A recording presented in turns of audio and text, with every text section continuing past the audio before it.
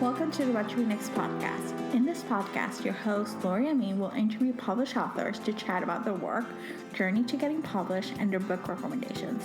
If you share a passion for books and always looking for your next read, then join us. Hi, Christina. Welcome to the What to Read Next podcast. Thank you so much. It's an honor to be here. I'm so happy to have you here. So tell us a little bit about yourself. So I am the USA Today bestselling author of Behind Every Lie and The Night Olivia Fell, which has been optioned for television by a major Hollywood studio, and my newest book, Do No Harm. I've written for a number of newspapers. I started out as a journalist, so I've worked for the Sunday Times in Dublin, usatoday.com, Expedia, lots of different websites and newspapers. I started out in Seattle, that's where I'm from, and I got my BA in communications from the University of Washington. And then I moved to Ireland, Galway, and I got an MA in journalism from the National University of Ireland.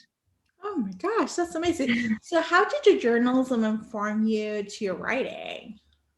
Oh, so much. I mean, in journalism, you have to listen to the story. You have to be prepared to listen to what the plot is and to put it in a coherent way that people will be interested in reading it. I mean, the difference obviously is now I make up the story, whereas before I was completely limited to just the facts. You have to be very responsible. Facts are important, but with writing a story, with writing a fiction story, you know, your imagination is limitless, so you can go anywhere. But definitely being trained in journalism, it helped me so much in being able to find the story, to understand character motivations, and to just write to a deadline. To be able to do that, I mean, that's a huge skill. Yeah, I can imagine, especially when you're publishing books like on a yearly basis. Like you want to be able to write on a deadline. You have to be able to. You have to be so disciplined. Yeah. Oh my gosh. So yeah. Were you always a reader, or do you want to be a writer? Which one came first? I think I'm not sure which came first. It's kind of a chicken and egg thing, I think. When I was a kid, we used to go to the library a lot. So I would always be begging my mom, please, can we go to the library? And then when we'd go, I would check out stacks and stacks of books. And then I'd finish them, within the week. And I'd be like pleading my mom again, can we go? And then when I was about 10 years old, our house caught on fire and we had to move out of the house, and it was in the middle of winter. And we lived in this motorhome, which was freezing. And because it was winter and it was freezing, after school every day, my mom would take us to the library. Mm-hmm. So we would do, we'd have our snack there and we would do our homework there and we would read all day, all evening long. And it sounds like it should be a terrible memory, but actually it's a really good memory because I got to spend my evenings for this very prolonged period of my life in a library. And it was a massive, massive escape for me. And I loved it. And I read so many books. And so I've always been a reader. When I knew that I wanted to be a writer, I don't think there's any one moment where I was like, ding. I think it's just been, when I was a kid, I used to write stories for my sisters. I wrote this story.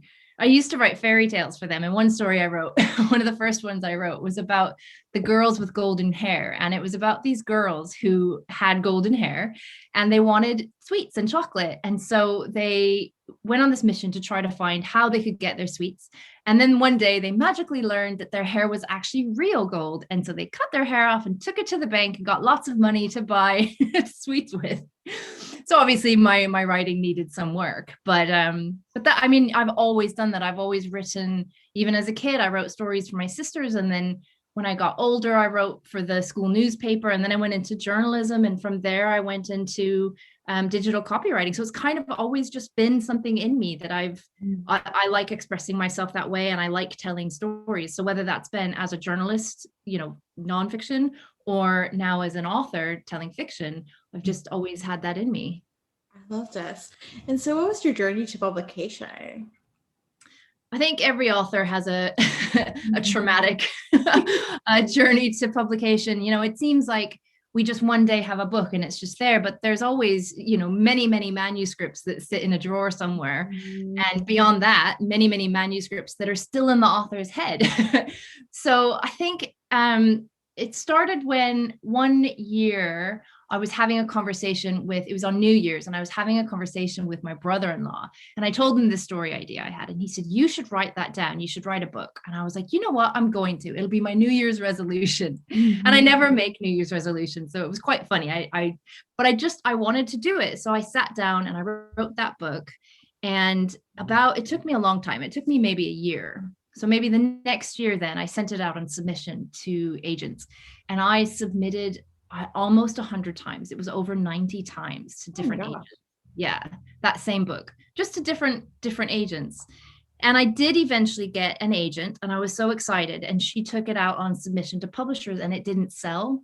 So to have a book finally get to that level and then not sell is devastating.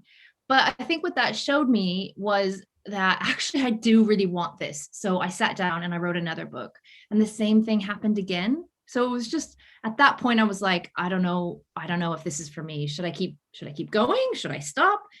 And I did really want it. So I sat down and I wrote a third book, and I realized then that it's not really, when you're writing, it's not really about being motivated. It's about being dedicated. You have to show up every day.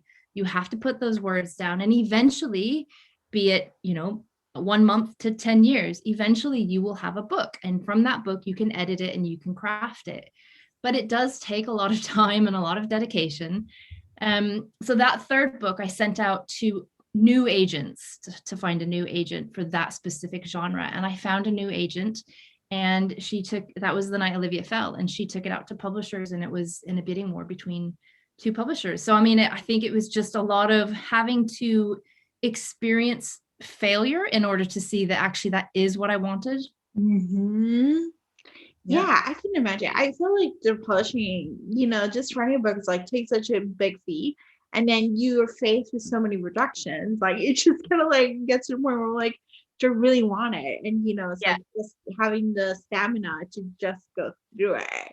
Definitely. I think being an author is certainly at first, it's more a labor of love than anything else. You're just doing it because you love it and you want it so much. And it's hard. It's hard to sit down and write 100,000 words. You need to make sure you want to write that book before you set out to write your 100,000 words or so. I love this. And so you write thrillers, but there's some somewhat character-driven, thrillers. What was like is that the genre you wanted? Do you read the genre, or what was about the genre that inspired you to write it? So when I first sat down to write The Night Olivia Fell, I actually did not intend necessarily to make it a suspense or a thriller. I think I didn't really know enough about the process to really specifically choose. And now I do know, and I know that when you're writing, you have to be clear about your genre. But I didn't know that when I first sat down to write it. I had to do a lot of edits and craft it to become that first. And I learned through I took lots of classes. I read lots of books on how to write. I read books on how to screenwrite, which is a different type of writing. But I read and read and read. And I noticed that the more books I read and the more kind of focused I got, I was reading all in the suspense and thriller genre. So it made sense that book ended up being in the suspense and thriller genre, because usually when you love to read something, you're also going to love to write it. And then when I realized that, I was able to do edits that made it a lot more successful for that genre. I was able to kind of hit those beats that you need to hit when you're writing. And that made it a lot clearer to me. And then I started going, okay, I see what I'm doing here. And this is the genre that I love and the genre that I want to write in. I love this. Yeah, I think it's like a process of discovering the genre, and like even then learning about the genre itself, like learning about the beats, the specifics, the things that people are looking for, as a consumer, and then as a writer, creating that experience for the consumer. Yes. Yeah, that's so true. I love this. So how do you develop your characters? Do they come to you? Like, what's the process like for the characters? So my characters are they start out being based on plot. So whatever my kind of basic idea is for a plot, and I'm not a plotter, so I don't really have a very clear idea of what's going to happen in the story, but I generally have kind of an idea of what the plot, at least the kind of through line, what is the goal of the main character. I have that as a general idea in my head. And what I'll do then is I will create a character that will have a backstory and maybe a family and friends and maybe, painful things that she's experienced that will make that plot that she will struggle with that plot. She needs to, she or he, but so far most of my characters have been she's. Yeah. They have to struggle, right? Otherwise there's no tension in the story. So I create a character based on what the plot is about, and I create their whole background and their whole life. They're this whole well-rounded person that will struggle with this plot. And then from there, I just kind of get going on the story. I don't really worry too much about the details, like, does she have curly hair or straight hair? I don't worry about those sorts of things, because as I write, because I'm not a plotter, as I write, the character kind of becomes more well-formed in my head. And then I start to see the person and sometimes hear them through dialogue, and they become a really well-rounded person. So that by the end of that book, well, the first draft, these people are very, very real to me, and I can really, they're three-dimensional. So then I can kind of go back and do edits that will make that person, that character, more alive and show more depth to them. So it's a process of exploration. It's just like seeing how the character unfolds itself and then tighten up a notch in the second, third, or whatever, how many rounds of edits, like. I love that. Yeah, it's a process of exploration. That's exactly what it is. I love this. Yeah, because I feel like your books are like so character driven, and I'm always curious. I'm like, how do they come to, to you? Like, because it's like there's suspense and there's some beats, but the characters are what driving the beats. yeah, definitely. Yeah, because I want them to, I don't want it just to be a story. For me, when I read books, I love it when I am really connected with the character. That makes the story so much more powerful and impactful. So I want to create these characters that drive the story, and that when my reader closes the book, can feel like maybe they could meet this character on the streets, or maybe go for a drink with them, or do you know what I mean? Like, just they feel three-dimensional, like real people, not wooden stick figures that something is happening to. I want it to feel authentic. Yeah, they feel like people I would hang out or don't want to hang out with. Like, I'm like, I don't know what I feel, but it's like, it's a three-dimensional person that has like a family and friends and backstory, and there's something driving them to take those actions. So yeah. I love this. So let's talk about Do No Harm. What was the source of inspiration? So Do No Harm is set amidst the backdrop of the opioid epidemic. And I've wanted to set a book against that for a while, because I've watched my own brother struggle with addiction for most of my adult life. So in that way, it's quite personal to me. And, I have a lot of feelings and emotions that I try to convey into the pages of this book. I mean, let me be clear, the story is completely fictional. I've made it up. There's nothing real in here. But definitely, some of my own experiences with watching my brother and his struggle with addiction, some of those experiences have absolutely gone into these pages. And I just knew that I wanted to showcase some of how I feel about this crisis. And then one day I was reading a story in the news about a podiatrist in Indiana who had he'd been arrested for setting up an opioid ring. And it just really got me thinking about what would drive somebody. What is the motivation for a doctor, any kind of doctor, to do that amidst this sort of a national crisis? And I started thinking about motivations and what would drive somebody to do that. Was it power or status or money? And the only sort of motivation I could really understand in any way was love, because I would do anything for my children, for my family. So then I started to think about a character who might do that, who might set up an opioid ring, but maybe had a good reason for doing it. And so we can kind of, as a reader, we can ask ourselves, do the ends justify the means, as she's going through this process of doing these very dodgy things, but for a good reason. Yeah, I love the fact there's a purpose behind it. So what are you working next, actually? I can't really talk too much about what I'm working on now because it's still in the early stages. Like we haven't told it to a publisher yet. So it's just so early that I'm not allowed to talk about it. Okay. So how's it been writing in the pandemic actually? Yeah, so I can talk about that for sure. Yeah, so let's talk about that. I have written a book. And it's been very, very difficult to write during the pandemic because I have 2 young children and I have to homeschool them. And you cannot possibly, I don't know anybody that can create while also homeschooling children.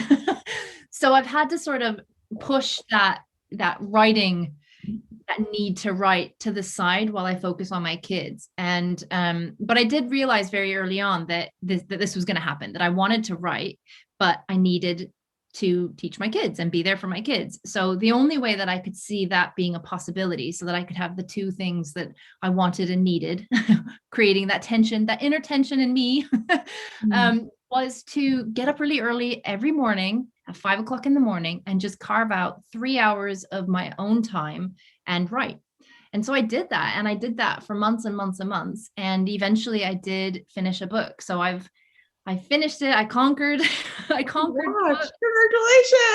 Thank you. But it was so hard. I mean, to be that, I'm not a morning person at all. So getting up at 5 a.m. and I didn't allow myself any screen time, any news, any social media, just me and my laptop and a cup of tea.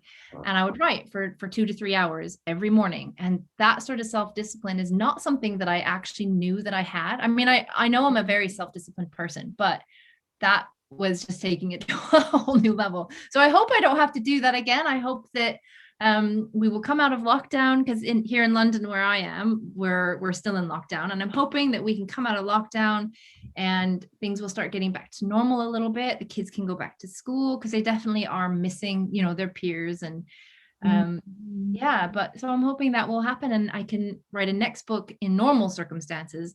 But I do now know that I can do it. So that's good to know. So what was your writing process like before lockdown? Like, did you write in a coffee shop? You write at home? Like, what was that process? I always write. I have a desk in my bedroom. So I have a little setup with a bookshelf and a chair and a desk and lots of plants and flowers and stuff. And my husband would take the kids to school and I would get immediately to writing because I find that my brain is the most fresh first thing in the morning. So I would get straight to writing and I would write, most of the day. And then the afternoon, I would do like some marketing things. I would do maybe author interviews and book, reading reviews for that. And then I'd go get my kids from school. So I had a chunk, a good 6 hours every Monday to Friday to work. So most of my writing was confined to weekdays and when the kids were at work. But I think the important thing is that I had the slice of time and peace to be able to create. And that's been more difficult to find with all of us in one house. Yes, I can imagine. Oh my gosh. Yeah. Let's hope that, in the next few months, once the vaccine is out and open and the kids go down, that things start to go back to normal. Yes. Of somewhat, like it may never go back to 2019, but let's hope that 2020, 21 and 2022 will be, more open. Yeah. Fingers crossed. Fingers crossed. So what has been a book that you read and that you can't stop gushing about or you're excited to share? Oh, so many books. But one that I can't stop gushing about is one I actually read last summer. It's called How to Save a Life. It's by Liz Fenton and Lisa Stenke. It's like a suspense / woman's fiction. It's about a guy called Dom who is just paralyzed with regret over breaking up with his girlfriend Mia 10 years ago. And then one day when he's at a cafe, he runs into her again and he asks her out on a date, thinking that he can kind of get back this girl who he, the one that got away. But that night on their date, she dies. And he becomes caught in this Groundhog Day like time loop in which every day he tries desperately to save her life. And every day he fails and she continues to die. And every day the same thing happens over and over and over. And he's just caught in this loop. And it's just so unique. And it's just like this really beautiful reimagining of Groundhog Day. And it asks if life and death are preordained or if our destiny is predetermined. And if, maybe some lives are meant to be saved. And it's kind of poignant and bittersweet, but it's actually really quite uplifting as well. And I found myself reading, like, when you read a book and some parts are so beautiful that you reread those passages. It was just, it was absorbing and flawless and irresistible. I think everybody should read it because it has that tension of a suspense, but then, the emotion that, me, I love the emotion. So I was very drawn to the story. I love this. I love this so much. Yeah, that's working on my TV. I really want to talk to Lisa. Like, they seem like so much fun to chat with. Yeah, they're great. They're so fun. Yeah, so I love this. So tell us where we can find you online. So I'm online. I'm kind of everywhere. On Twitter and Instagram, I'm at Christina Mac79. And then on Facebook, I'm at Christina McDonald Author. And then I also am online on my website, christina-mcdonald.com. And there I have a book club that readers can join. And I do author interviews and signed giveaways of the author's books every month. And it's really fun. It's a really great place for readers to go and just kind of hang out and get emails about their favorite authors and get, a chance to win signed copies of their books. But yeah, I'm kind of everywhere. I love this. Thank you, Christina, for being in the show. Oh, thank you so much, Laura. It's been an honor being here. If you enjoyed this podcast, feel free to share with friends, subscribe, rate, and review the show. This is the easiest way to support this podcast. Once you connect with fellow romance readers and make new friends, get weekly book recommendations, attend monthly meetups, then join our Patreon community. You can join at whattoreadnextblog.com/Patreon. Romance lovers, check out Queen Bee Reads Etsy shop for cute and comfortable bookish apparel. The shop also features social justice apparel and fun items from some of your favorite TV shows like The Schitt's Creek and The Office. Use code WhatToRead10 to save. Visit whattoreadnextblog.com/QueenBeeReads. What to Read Next podcast is part of the Frolic Podcast Network. Discover new podcasts to love on frolic.media/podcast. Thank you so much for listening and have a great day.